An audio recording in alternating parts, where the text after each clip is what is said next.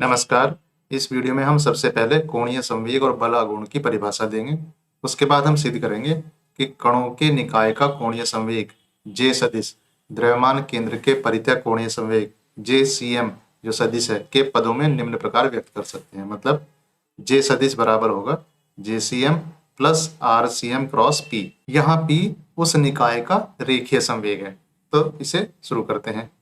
सबसे पहले देखेंगे कोणीय संवेग क्या होता है। कोणीय संवेग, अगर कोई वस्तु m द्रव्यमान की है और वो v वेग से चल रही है तो उसका रेखीय संवेग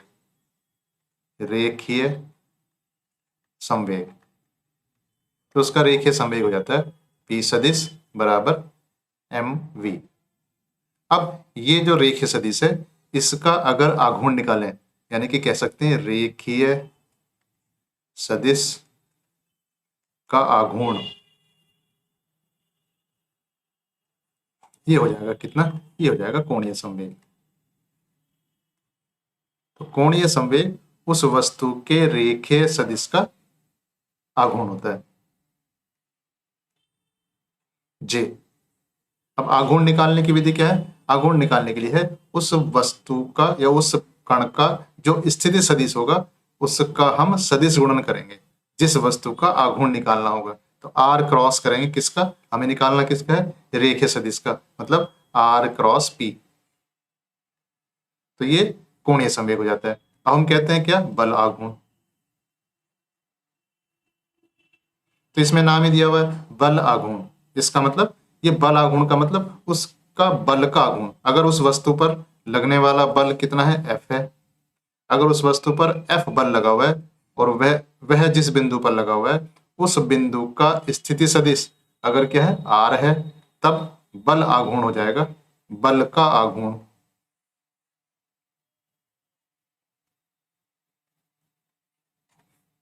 ये क्या हुआ, ये हुआ बल आघूर्ण। इंग्लिश में कहेंगे इसे टॉर्क। तो बल आघूर्ण हुआ आर क्रॉस, आघूर्ण निकालने का तरीका है आर के साथ क्या करेंगे, इसका सदिश गुणन करेंगे किसका, जिसका आघूर्ण निकालना होगा। तो ये हो जाएगा आर क्रॉस एफ। तो एक जे हुआ आर क्रॉस पी और बल आघूर्ण हुआ आर क्रॉस एफ। इसे लिखते हैं आप टॉ। तो टॉ सदिश हुआ जो हुआ आर क्रॉस एफ। अब आगे देखते हैं कि किसी कणों के निकाय के लिए। तो अगर हमारे पास क्या है, यहां पर एक निकाय है जो कितने कणों से मिलकर बना हुआ, जो n कणों से मिलकर बना हुआ है। तो कणों के निकाय,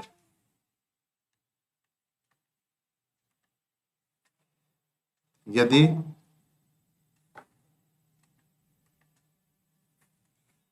तो मान लें क्या कि निकाय n कणों से मिलकर बना है।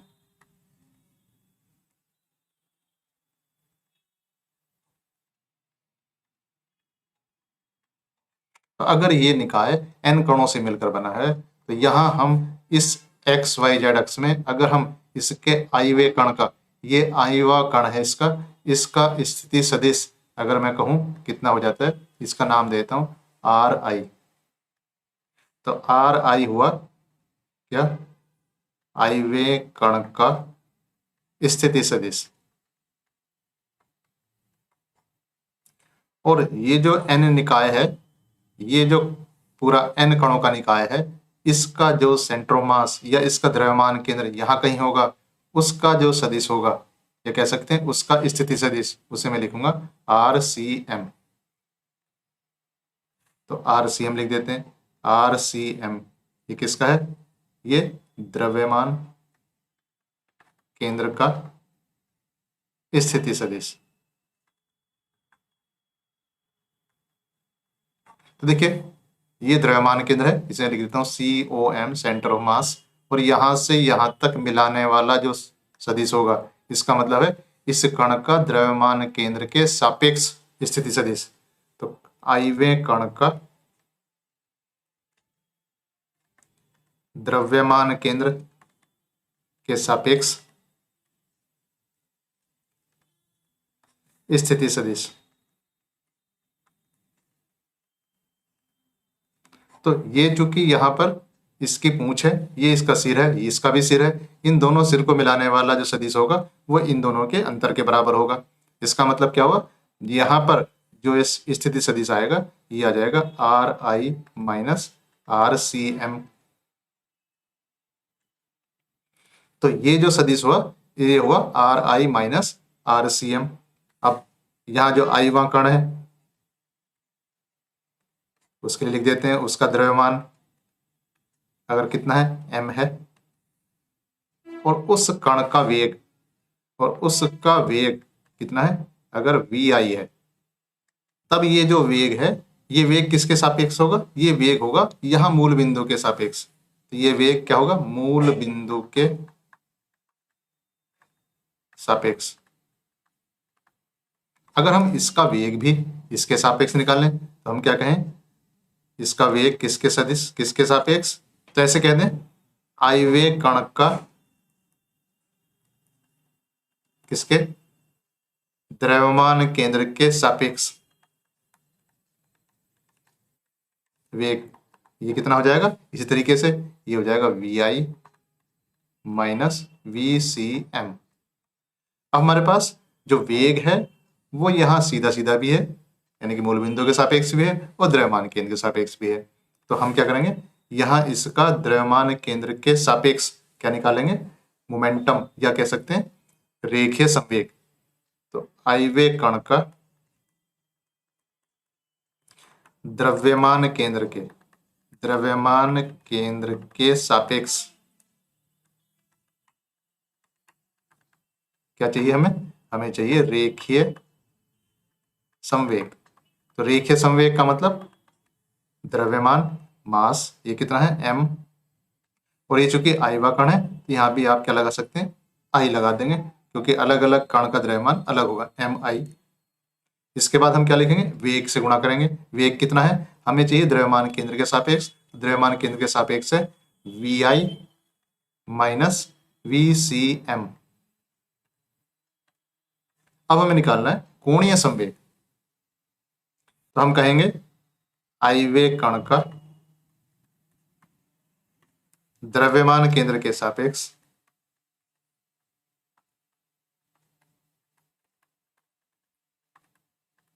कोणीय संवेग। तो द्रव्यमान केंद्र के सापेक्ष कोणीय संवेग ये कितना हो जाएगा, ये हो जाएगा उसका आघूर्ण, किसका संवेग का आघूर्ण। संवेग का आघूर्ण के लिए क्या होता है ये r क्रॉस p। तो यहाँ हमें क्या करना पड़ेगा ये निकाल देंगे हम r। r मतलब स्थिति सदिश किसके सापेक्ष द्रव्यमान केंद्र के सापेक्ष। द्रव्यमान केंद्र के सापेक्ष जो स्थिति सदिश था वो था R I minus R C M. इसका करेंगे हम सदिश गुणन किसके सापेक्ष, तो इसका सदिश गुणन हम करेंगे रेखीय संवेग के साथ। रेखीय संवेग ऊपर लिखा हुआ है तो हो जाएगा M I V I minus V C M. ये कैसी है ये है द्रव्यमान केंद्र के सापेक्ष क्या उसका कोणीय संवेग, आई वेग कण का कोणीय संवेग। अब अगर मैं चाहूं कि पूरे n कणों का, तो ये क्या निकाय जो कितने कण से मिला हुआ n कणों से, तो n कणों का यानी निकाय का द्रव्यमान केंद्र के सापेक्ष कोणीय संवेग। तो ये कितना हो जाएगा ये हो जाएगा इनको अगर मैं i को सम कर दूं जोड़ दूं कहां से कहां तक i equal to 1 to n, और ये फिर पूरे का पूरा यही लिख देता हूं R I minus R C M cross, इसे ऐसे लगा दूं ब्रैकेट क्रॉस एम आई, ये क्या है सदिश गुणन है क्रॉस का मतलब V I minus V C M. तो ये क्या आया पूरे निकाय का द्रव्यमान केंद्र के सापेक्ष कोणीय संवेग। अब देखिए यहां पर इसे खोल देते हैं, तो इसे खोलने पर क्या आएगा ये दो पद ये हैं दो पद ये हैं, जब ये क्रॉस करेंगे प्रोडक्ट या कह सकते हैं इनका सदिश गुणन निकालेंगे तो चार पद आएंगे हमारे पास। तो पहला लिख देते हैं ऐसे, इसे इस ढंग से लिख देते हैं। आई लिखने का मतलब है आई बराबर 1 से n तक। तो पहला कितना आया R I cross M I V I. दूसरा क्या है, दूसरा है R I V C M के साथ, तो माइनस हो जाएगा, minus R I cross M I V C M. तीसरा क्या है, तीसरा पद यह है minus R C M M I V I, R C M cross M I V I plus, क्योंकि माइनस है और यह माइनस है प्लस हो जाएगा, ये हो जाएगा R C M cross M I V C M, M I V C M. इस तरीके से ये पूरा ब्रैकेट यहाँ बंद हो जाता है। तो ये चार पद आ जाते हैं, इन चार पदों को अलग अलग ले लेते हैं।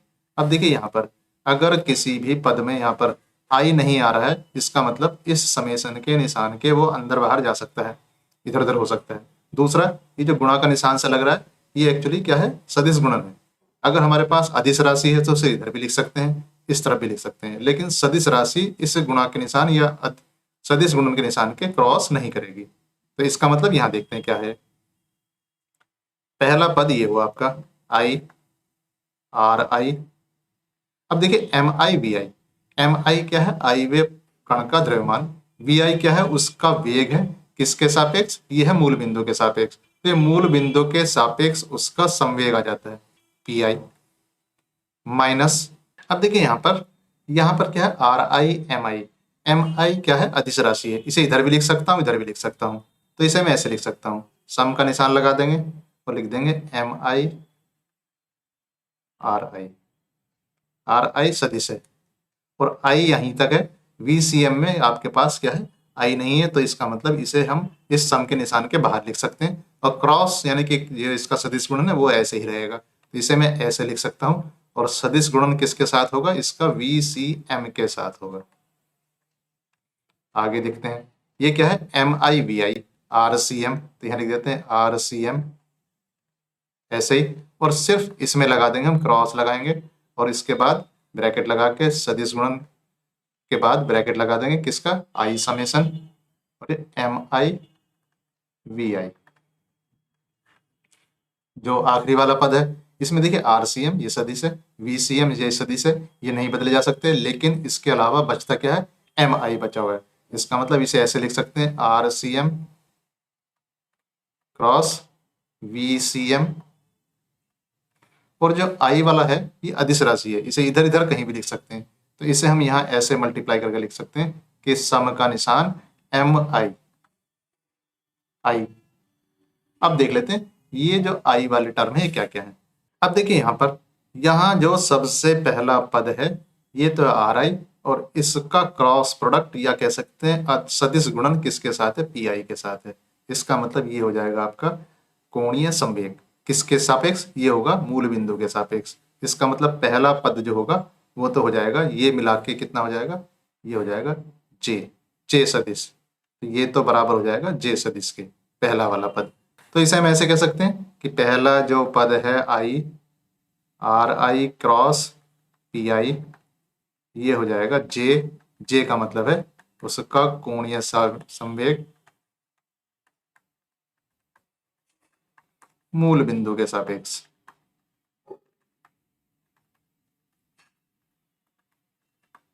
इसके अलावा देखिए जो सबसे बाद वाला है एम आई का सम, तो समेशन ऑफ एम आई का मतलब है एम वन पहले वाले कण का द्रव्यमान, दूसरे का, तीसरे का, इन सब का जोड़। तो इन सब का जोड़ करेंगे तो निकाय का द्रव्यमान आ जाएगा। तो मान लीजिए निकाय का द्रव्यमान क्या है, एम है, तो ये क्या आ जाएगा, निकाय का द्रव्यमान।